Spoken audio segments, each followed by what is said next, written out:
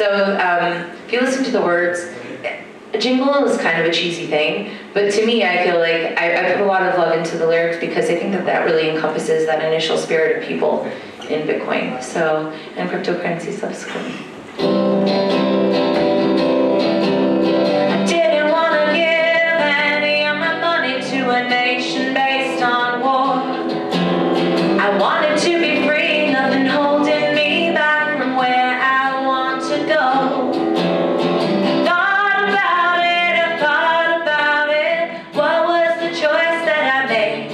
It was to take away the money, don't give up your money, use Bitcoin whenever you pay. Use Bitcoin whenever you pay. I didn't want to waste any of my time working for the government. I wanted to be kind, open up my mind, just like an instrument.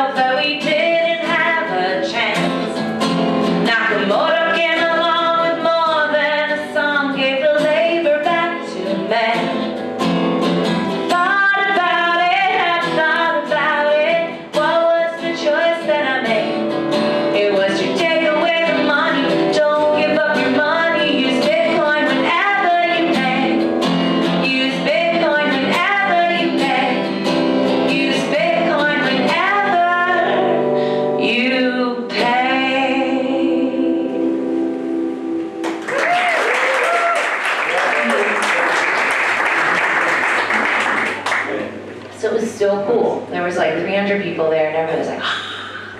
And it was a wonderful moment for me because I got accepted into this new kind of revolution. I became good friends with Andreas Antonopoulos. We connected down in Buenos Aires, and he really liked my Masters of War because he really saw how, you know, the Federal Reserve and the central banking systems are really enabling perpetual war because people aren't going to vote for that. Who wants that? Who wants to pay for that? But people don't know about that because they don't know how the monetary system works. So anyway, I became friends also with Adam B. Levine from Let's Talk Bitcoin. Some of you may have listened to his podcast. He has a whole podcasting network of different cryptocurrency type podcasts. And Adam had also had a music background, and I started to tell him some of the problems that I had seen in the music industry. And to me, the main thing that was really difficult, well, there were two main things. There was fans and funding, right? How do I make sure that I'm playing to more than 2 people, and I'm not counting the waitress? And how do I make sure that my fans actually connect with me on a long-term basis? When I first heard about social media, I was all excited because, okay, broke artists, now we can finally find fans. But the problem is that as I went from Friendster to MySpace to Facebook and YouTube, as they would fall in and out of fashion, these websites, you would lose contact with your fans. And what really drove it home to me and also aggravated the heck out of me was when Facebook started charging me to reach my fans for advertising. And then when a fan would want to send me a message and they didn't know me, Facebook would charge them $1. Did I get that $1? No. What the hell? It's my time that they're like, not wasting, but I mean sometimes. So that was a little bit frustrating. And also as far as crowdfunding went, there were some limitations. So traditionally with crowdfunding, if you put up a campaign on Indiegogo, you run it for 30 days and people can only donate during that time. And then what do they get? They give me $50 and I give them a t-shirt, and I know the ladies in the audience know my pain. You're gonna get a man shirt, no one wants another sleeping clothes. You know, you get like this fixed price that you don't necessarily want. And it's not transferable, you can't really do anything with it. And it's just, you know, like, hooray, I support it, which is cool. But we felt that we could do something different. So what we set out to do is we created the first ever artist cryptocurrency. And with the goal of having that be a little bit of a model for other artists to bring it together, right? And if other artists could do it, the way I figured it was we could sneak crypto into people and they wouldn't even know about it. For example, if you had Taylor Swift and she made a Taylor Swift coin tomorrow, Bitcoin price would go up, we'd all be happy, we'd all be partying, and there'd be a ton of people that didn't care about the Federal Reserve but would secretly learn about it. And even if they didn't, who cares? Now they're on cryptocurrency, and we could have more mass adoption. So that was really exciting to me.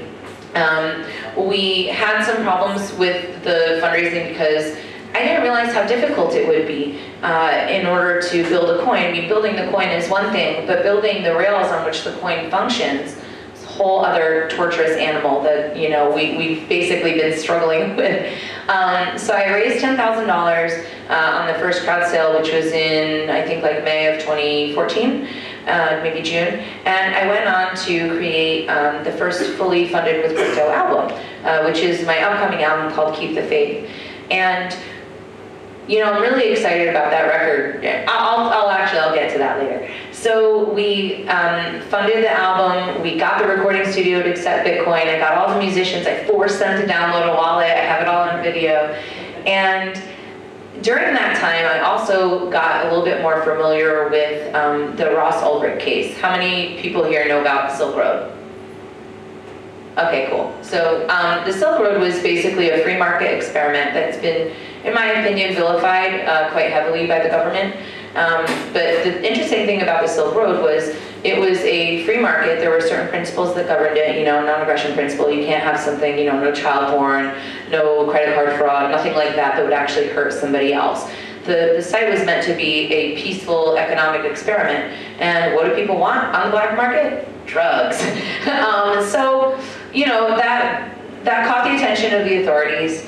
And Chuck Schumer, he came in and he swooped in and he was very angry. And, I found it very unusual that Chuck Schumer had such an interest in the drug industry because, he was the head of the banking committee. So if you can't tell my little insinuations, I think that the real problem that Chuck Schumer and the state in general had with the Silk Road, it wasn't so much the drugs, although of course they don't care for that because they want the corner on that market, but they didn't like that it was giving Bitcoin value. And this is, somebody called this, Silk Road was the first real killer app for Bitcoin. And in a lot of ways it was. Bitcoin went through the roof because people could actually use it for something in a way that they enjoyed. And when I first heard about the Silk Road, I was like, I don't care about this, right? Because I'm not buying drugs on the internet. Why does that affect me? But I didn't really understand until I became good friends with Ross Ulbricht's mother, Lynn Ulbricht, who's a warrior. And what's so interesting to me about Lynn was that she humanized the situation to me. I did some interviews with her and I shared them with people and people really responded to it. And that actually inspired me to write The Silk Road, which is a song I'll play for you guys. And to me, the goal with The Silk Road was with that song was to humanize the situation and give people a little bit of compassion and open them up, right? Because you can try and tell people, well, there have been studies that show that the Silk Road was a great harm reduction tool. Your chances of dying were cut by you're 5 times less likely to die of drugs if you use the Silk Road. So, I mean, that's pretty impressive, but people are not necessarily going to get with that. But I think that when you give a story and a human element to who Ross Ulbricht is and why he did what he did, you have a different conversation with people. So I will now sing you that song.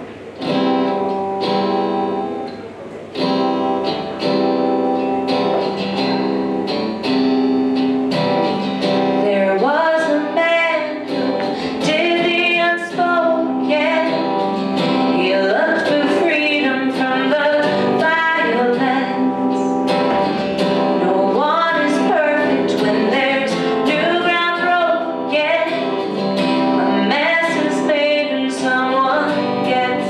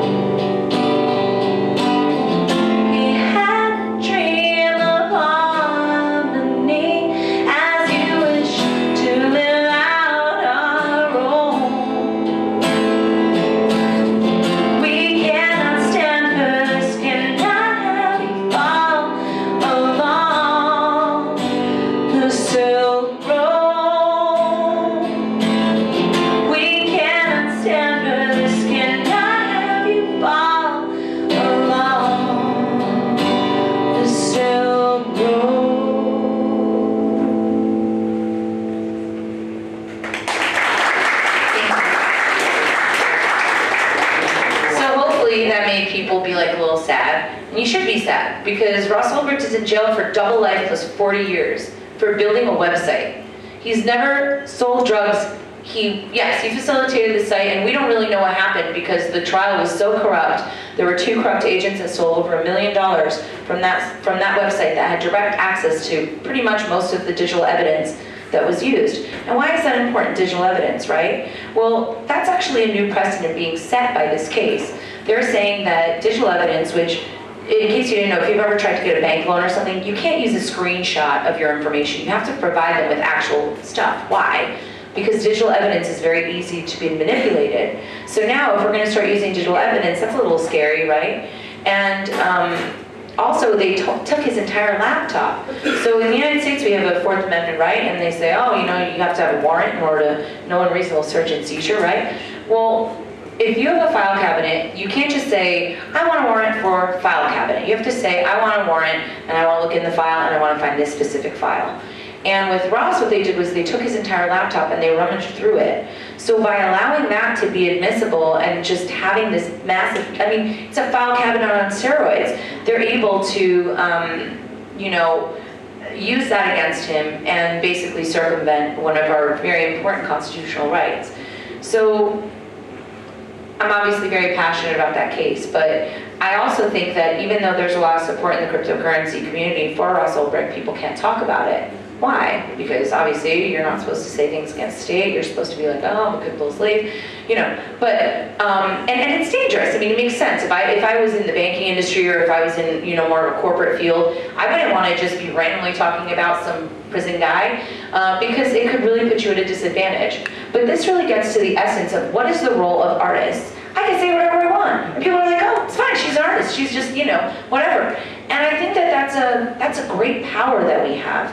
And it's something that is really exciting to me. And now to be able to merge that with cryptocurrency, it's a wonderful opportunity in my mind, because now artists, they can get their funding directly from the communities that support them, and they don't have to go to a record label. Do you think a record label is going to let me talk about that? Of course not. They're going to be like, shut up, get in the skimpy outfit, let's see you shake it, baby. And I don't agree with that. And not that there's anything wrong with that kind of music. I love to go dancing and all that stuff. But we need to have dissent, and we need to have a critical something, because the media is failing us, and artists actually have that opportunity. So getting back to Tatiana Coin, people can donate, they get, you know, Tatiana coins, and the way that it works is they can sell them, they can trade them, they can give them to their friends and family, they can break it up, they can save their, you know, digital gift certificate, which is essentially what it is, and they can use it later on. Maybe they have all my albums, they have wonderful taste in music, so, you know, they're just waiting for the next one. And it's also not on a timeline, right? Because sometimes people will send me, they'll say, oh, I want to give you money, and that feels weird. But if I can give them something of value back, that's really exciting to me. And then the other angle of it is the fan, right? So how do I connect with my fans more? What we've built out with Tokenly, which is a company that Adam has founded as a kind of result of our own struggles with creating our own tokens, we've made it so by January, artists will be able, fans can sign in, they'll automatically have a Bitcoin account, boom, and they can buy Tatiana coins with dollars, and they have exclusive content, they have advanced ticket sales, they have streaming. We're experimenting with digital albums that are transferable the same way that an old CD would be. You know, you can sell your old CDs. It's a little bit less of a pressure when you buy a CD, because you can think, oh, I'll sell it later if I need to.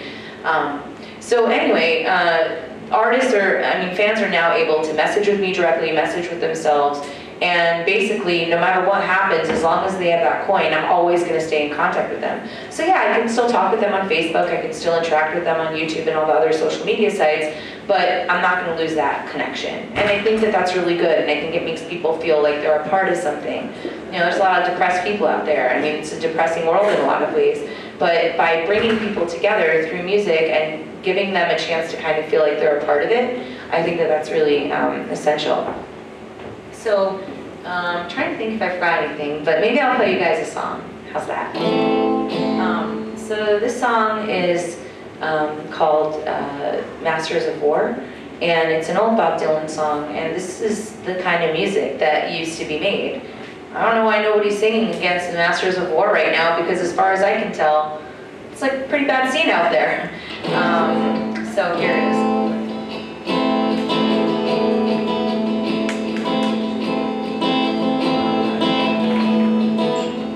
Come, you masters of war, you that build all the guns, you that build the death bay, you that build all the bombs, you that hide behind walls, you that hide behind desks. I just want you to know I can see through your mask. You that never done nothing but build to destroy. You play with my world like it's your little toy. You put a gun in his hand, then you hide from his eyes, and you turn and run farther when the fast bullets fly. Like Judas of old,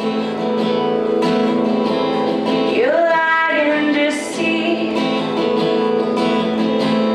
World war can be won. You want me to believe, but I see through your eyes, and I see through your brain, like I see through the water that runs down my drain. You fasten all the triggers for the others to find, and you sit back and watch as the death count gets higher. You hide in your mansions while young people's blood flows out of their bodies and is buried in the mud. You've thrown the worst fear that can never be hurled, fear to bring children into the world, or threatening my baby, unborn and unnamed. You weigh worth the blood that runs in your veins. So how much do I know to talk out turn? You might say that I'm young, you might say I'm unlearned, but there's one thing I know, though I'm younger than you, that even Jesus would never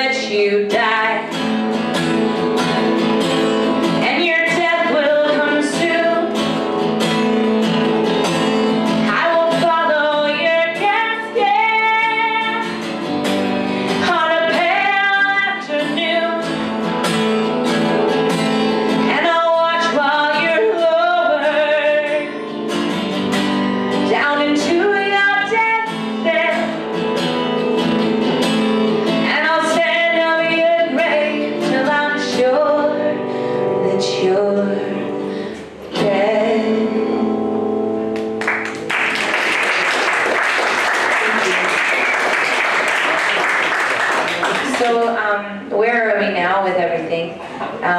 So the new album I have is going to be out in 2017, and we're going to do the next big push for Tatiana Coin, and sort of use it as an example for other artists to see. And Ross is actually, he gave me for my birthday a picture of me that he's drawn. He's drawing in jail. He's also teaching yoga and teaching GED classes. Perfect place for a guy like that, right? Anyway, so he drew my album cover for me. And what I really am excited about with that is it gives me an opportunity to talk about the drug war and its various failures. And it allows me to talk about the prison-industrial complex and how this is a barbaric system. And I believe that we can do better. And I think that that's an important thing to kind of tie together. And I think that that's really what inspires a lot of people to get into cryptocurrency. The belief that in our lifetimes, we could really ensure a much more fair, equitable, kind, compassionate, and prosperous world. So if you guys support my message, I hope that you support my album next year. And the title of the album is called Keep the Faith. And what I've found over the years is, even though people may be ideologically saying that they believe in the same things that you do, they don't always. And it can be really, really disheartening. It can make you not want to be a part of things anymore. It makes you want to quit. And at the end of the past 2 years, which were quite difficult for me, I felt that that was the message. I got to keep the faith. So that's this last song for you.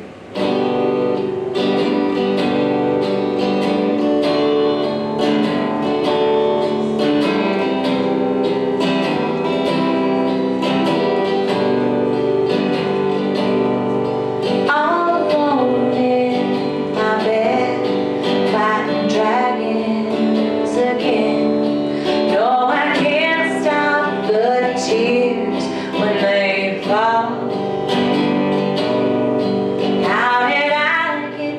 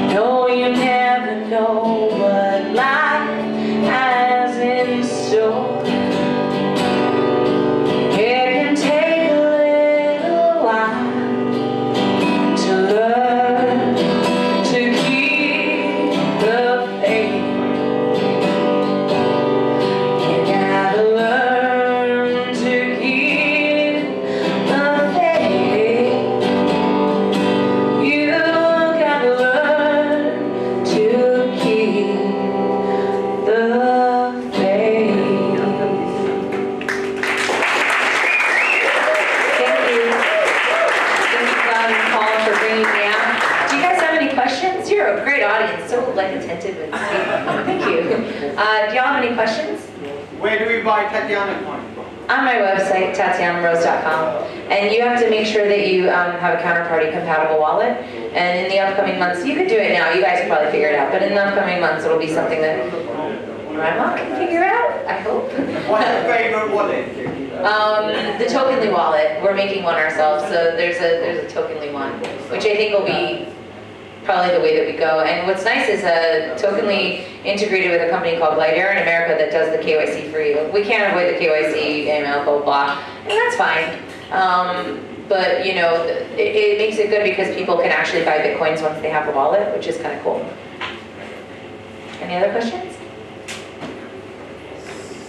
So, do you get a? When are you going to join in? Sorry, I'm joking. So, if we buy your next album to Tokenly, do we get a token that we can sell off later on and give somebody else access to your album? Yes, that's so Adam has been working on this. To me, this is a little bit kind of funky. To me, the idea of the token being a digital gift certificate seems to be the easiest way of explaining it to people. But what Adam wants to do is have album tokens that are finite in nature, so you're not actually violating copyright laws, you're not making copies, but you can sell them later. And I think that that's a pretty cool innovation. That's great. Yeah, so it'll be cool. I wish I understood it slightly better because sometimes people ask me hard questions. Wait, yeah, I mean, I know everything about it, but next question. Are you seeing an adoption by other artists? No, so this is what's really cool is artists have not really done the artist coin thing. I feel like there have been a couple others that have tried it, but this is going to be the first thing. So when we do the crowdfunding campaign, yeah, whatever, I want to raise money. But to me, I see it as an advertisement, as a use case for other artists. And I'm going to be doing a lot of outreach. You know, New York is a really great community of unsung heroes. I mean, there's so many amazing musicians in New York that face the same exact problem that I did. And so what we'll do is we'll sign up maybe 5 or 10 of them that we really want to kind of throw our support behind and have them use it the way that they want to use it and learn from that experience and basically try and do more of a grassroots feel instead of some of the other, I don't know, I guess approaches. You know, a lot of people are really excited about doing digital rights on the blockchain, and I think that's amazing, but it's, to me, number one, as an artist, I don't think it's that exciting. Like, I don't think that, I mean, artists are egomaniacs, right? We want our own coin, we want everybody to think about us nonstop. So, you know, joining like having my rights on a blockchain doesn't really excite me, and there's a really big challenge with trying to get everybody to agree to do that. So, to me, this is a little bit of a faster way to get artists into cryptocurrency and an improvable way, right? Because if you want a successful blockchain-based database, everybody has to agree. That's really, really hard to do. But if I can get 5 artists that can fund their next record, I think that that's really great. And obviously we're hoping to do more than that. And also what's cool with Tokenly is that that model can really be adopted for all different kinds of businesses, where businesses can get, you know, tokens that they can use. So I think, you know, as somebody who had worked in a recording studio and I'd hired a bunch of different interns and stuff, I mean, I must have hired like 500 people, there's a problem with work ethic. And I think that if people felt that they owned a little bit more of themselves when they went into a work situation, for example, if you know you had a personalized coin that kind of went up in value and down in value as you did a better job, I think that we would have a lot more productivity. I'd really like to see that happen. So. Now use your Bitcoin jingle on our website. What? Now use your jingle on our website. What's your website? I'm sure it's good. Yes. Yeah. Yes. Yes, you may. I think of that song as something that belongs to the community. I mean, if somebody eventually wants to like come over and hand me a bunch of cash, things might change. But for now, anybody's welcome to use it, and I'm quite flattered if you feel that way. We're doing a full band version with the new record, so it'll be good. Much better than me crappy playing. But, in your Bitcoin jingle, you talk about where you advocate using Bitcoin wherever you can. How often do you use Bitcoin to pay for things? well, I like to hoard my Bitcoin sometimes, I have to admit, but I keep most of my money in Bitcoin. So yeah, and I have the Shift card now. I'm gonna try the BitPay one. I hung out with Tony. I mean, BitPay's, they're my peeps. They had my back from the beginning, so I want to see what they have cooked up over there. But yeah, usually I use the Shift card, and it makes it really nice and easy. And I think that makes it a lot more legitimate. Like when I first sang a song, I was like, I don't know if I can use Bitcoin whenever I pay. But now I can. So it's made it a lot easier. If we want to buy your previous albums, can we pay with Bitcoin? Yes, you can. Yeah, on my site you can pay with dollars, whatever currency, and then also different cryptocurrencies. We integrated with Shapeshift. So it'll be with Bitcoin, with dollars, with Tatiana coin, whatever you want to use. And also if you like my music, I have some CDs with me here, so. Any other questions? This was really fun, guys. Thank you very much for having me.